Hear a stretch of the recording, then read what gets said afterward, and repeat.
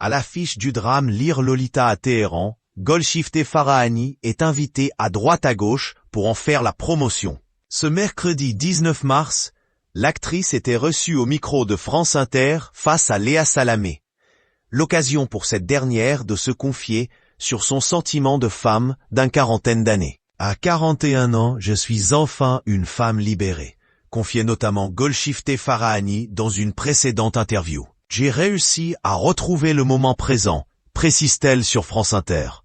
L'occasion pour Léa Salamé de bifurquer sur un souhait profond de l'actrice. Vous disiez au magazine Elle que vous êtes née mère.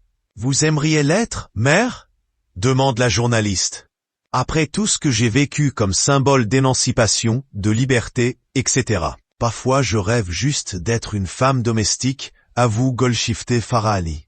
Laissez les autres me tenir un peu, et ne pas porter tout le poids de la vie. Une dernière confidence qui a fait réagir Léa Salamé. C'est un poids aussi d'avoir un enfant, assure la journaliste. Pour rappel, cette dernière est maman d'un petit garçon, Gabriel, né en 2017 de ses amours avec l'eurodéputé Raphaël Glucksmann. Si c'est ça, je le porte parce que je le fais pour moi et pour mon enfant. Pas pour les idées ou les choses qui ont été dites, précise Golshifteh Farahani. Eh ben je vous le souhaite, répond finalement Léa Salamé. Ouais ou non? La journaliste est une maman épanouie comme l'indiquent ses rares confidences sur Fils. En septembre dernier, elle partageait fièrement une photo du garçon, cartable sur le dos, en route pour la rentrée des classes. Meilleur moment de la journée, indiquait-elle en légende.